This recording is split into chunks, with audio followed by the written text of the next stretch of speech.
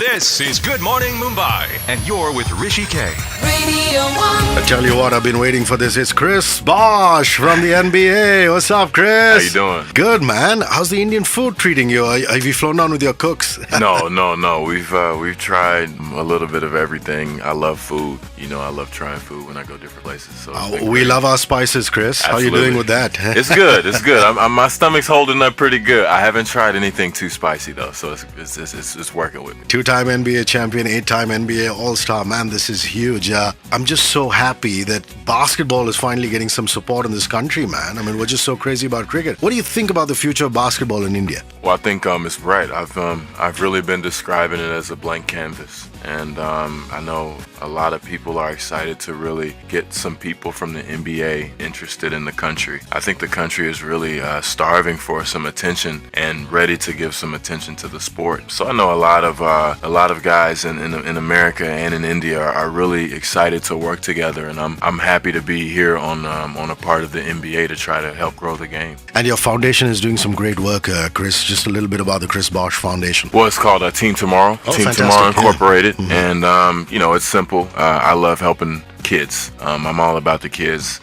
We pretty much help kids, at risk and disadvantaged youth, and usually in urban areas that don't have the same chances that other kids do. And we just try to reach out to them through basketball and, and education, and just try to really put a positive message out there to really promote leadership and, really just being a positive product of your community. And you always find that if kids are getting into sport, there's an outlet for the energy as opposed to doing drugs and other things like Absolutely. that. Absolutely. Yeah. You have to get those kids out the streets. And I think, you appeal to what they like. And, sometimes they have to work for something. I mean, especially after school, if they have something to do, if they're going to practice as opposed to just wandering around and getting into trouble, I think that can go a long way. We could really use that in India, because when you come out of the airport, you see all these kids begging at signals, walking up to you, asking you if you lose change. Yeah. So is there going to be a focus on India as far as kids in India are concerned? Well, I think absolutely. Fantastic. They were telling me it's like about 500 or 600 million kids under 25. Unfortunately, under 25 in the country. And, unfortunately, there are a lot of kids on the streets. So I think as the game grows and as people get more interested, hopefully we can get those kids in the classroom. We can get them doing some organized activities as opposed to just wandering around. I mean, I could only imagine how tough that life is for them. When you were a kid, I mean, a legend has it that you used to, in your backyard, play with your brother. Is that how it went? Oh, yeah, all the time. Yeah. We played everywhere. I played in the backyard, the front yard, at the park, in the street. We loved basketball, so we played everywhere. And this was in Texas growing up, right? Yeah, I grew up in Dallas, Texas. Yeah. So where do you predominantly stay now, or are you just traveling all the time? Where is home? I'm always traveling all the time, and I stay in Miami during the season, of course. But Dallas, Texas is and will always be my home. You were at one point in time nicknamed CB4 by a famous commentator. What was that all about, just for the Indian audiences? Of course, my initials Chris Bosh, and my number was 4. And, it was in the early 90s, there was a famous movie that was out actually called CB4. So that kind of really stuck, and I'm not the first one and I won't be the last one. So, a lot of people started getting called that, and it just really stuck for me in Toronto, and it was a good time. Yeah, I'm in conversation with basketball legend Chris Bosh from the NBA. He's enjoying his time in India, and I'm enjoying his time on radio. Your time with the Toronto Raptors, that was a great time of your life. Just a bit about that before we come to Miami Heat. I was there from age 19 to 26. I had some of the most fun I've ever had. I grew up a lot there as an adult, and, I learned a lot about myself, about the world. I still have friends there, and it was just a great time for me. I miss the city. I always tell people that, but I moved to a point where it was time to move on and, try different things. And I'll forever love that city, and it'll always be a part of my life. And rookie season is always tough. Yours was tough also. You were made to play out of position. Yeah, one of the toughest I've ever had. It was just a tough experience, really, and that's what it's about.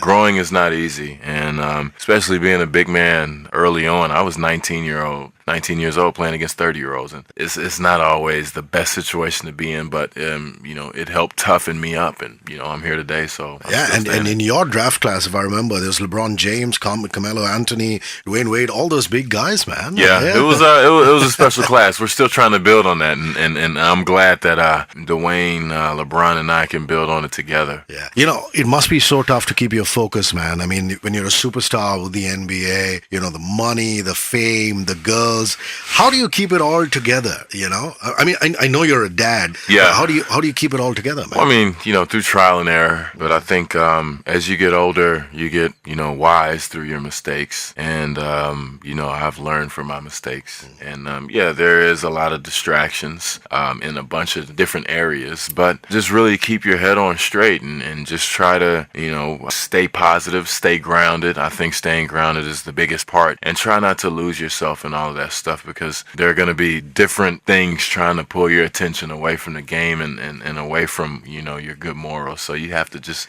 try to stay strong. Are you still in touch with some of your old buddies who, for them, you're not the superstar? You're just Chris from the neighborhood? Yeah, absolutely. Absolutely. You have to have really that circle that just knows you for who you are. Because, I mean, I get introduced to somebody, I'm always going to be the guy on TV. Yep. I have people that I did grow up with, and, I can just be myself, and they know who I am. India's very big on the Olympics, Chris, and you're a gold medal winner at the Olympics, at the 2008 Beijing Games. That must have been awesome. How did it feel like on the podium when the medal was given to you and when the Star Spangled Banner was playing, man? Yeah. Well, it was a dream come true, honestly. It was one of the best times of my life, playing on the team ever since the 1992 Dream Team, watching all those guys play. That's what I wanted to do. And I remember right before we were about to step on the stadium, I was looking around. I was like, wow.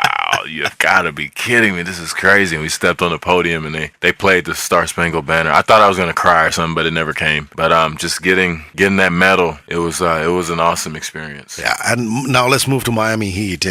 These are exciting times for you guys, champions. Your time with the Miami Heat. It's been awesome. If you could put it in one day. Yeah, there has been a lot of ups and downs, a lot of challenges, but I've had a great ride so far. We're looking forward to a lot more positive years together, a lot more challenging years together, and just to actually win NBA championships. I mean, it's more than we can ask for. It's what we came together to do, and to actually do it, it's great. And how's the body holding up? I remember there was a time, initially when you were missing about 15, 16 games. It's rough, with injuries and things like that, man. Well, yeah, it's a part of the game. You have to take care of your body, but it's the summer right now, so I get to just hang out and chill and let my body reset and heal.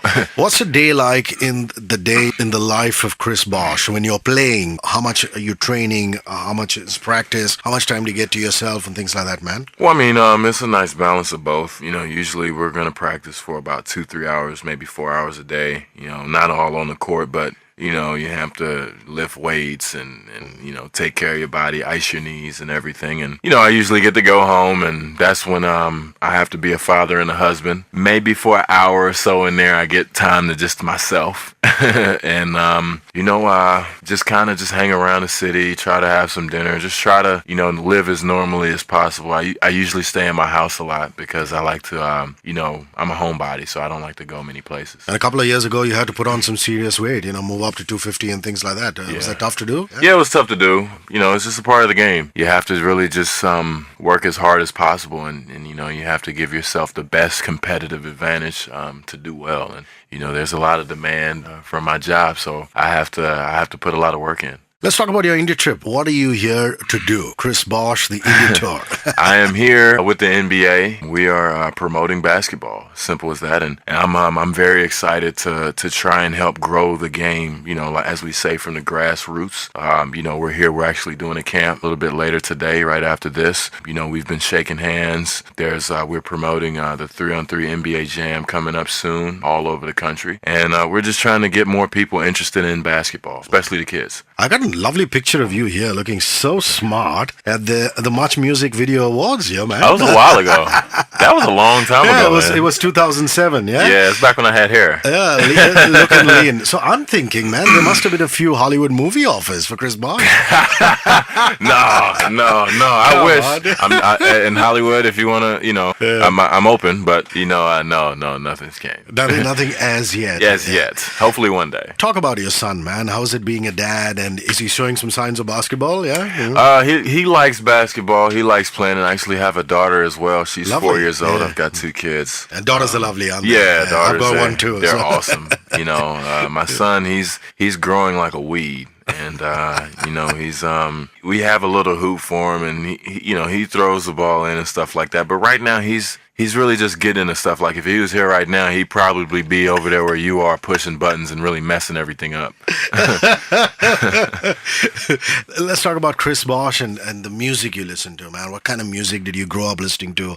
What are you listening to now? Who are your favorite artists? What songs can we play for you? I grew up listening, of course, hip hop. I'm a young guy. Hip hop was always there, but with my dad, he always played a lot of jazz, a lot of rhythm and blues, a lot of blues, a lot of classical. Actually, I have a very diverse music background, and I really like everything. I like all types of music, and I'm always open to listen to new things. Like my wife, she grew up listening to rock and roll, so we used to play when we were dating. Hey, I got this song. Listen to this. I've never heard that before. So, I'm into all kinds of music. Your influences on the court. I mean, somebody you grew up idolizing, a player that you turn around and say, whoa, man, this is it for me.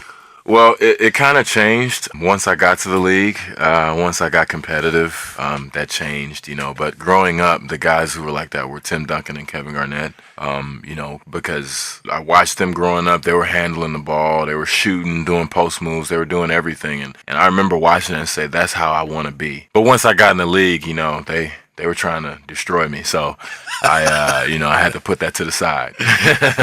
Hey, you were at Georgia Tech for a while. So went back, finished college, thinking of doing it. Yeah. One day. I only went for a year. So I have got a lot more ground to cover. Actually, a friend of mine, Jared Jack, who we were roommates, he's actually graduating this summer. And, I'm really proud of him for that. And I told him, hopefully I'll be like him one day and graduate too, but we'll see.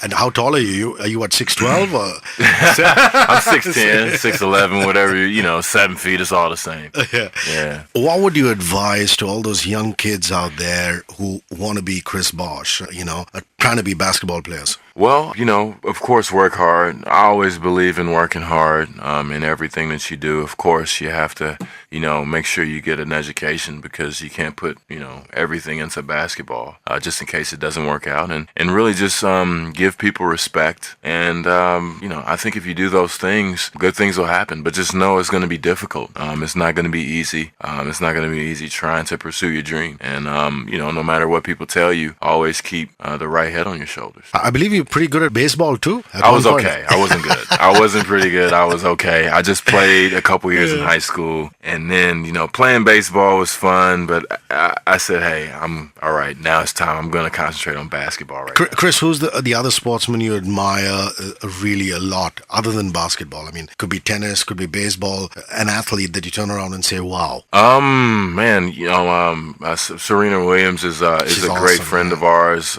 Me and my wife's, and just what she's done over the period of time that she's done it is incredible. I mean, she's still winning and dominating women's tennis, and she's been doing it for a very long time. I know a bunch of people counted her out a couple years ago when she was injured. They said, she's done, and she comes back stronger than ever. So, she's one of the athletes that I truly admire, and she's a great person too. Yeah, has she invited you for any of the Grand Slams? Have you gone and watched her in New York? We watched her in the U.S. Open last year. Oh. We watched her in the U.S. Open last year. Unfortunately, she didn't win that one, but we try to go and support her, and I love going to tennis matches, so it was kind of the best of both worlds. What's your diet like normally? Are you very protein high, or do you like your carbs too? You have to keep a watch on what you eat, yeah? You have to, but I'm in off season right now. Not right now, but when I'm training, it's a regimen that I have to follow, and I have to make sure that, I'm eating right so that I can get the most out of my body as I can. It must be tough here when the mates are all partying and drinking and you got to keep a watch on what you're doing. Yeah, at first, then you get into your routine and it gets a little easier. But it's always tough. You always want to go and have a good time, but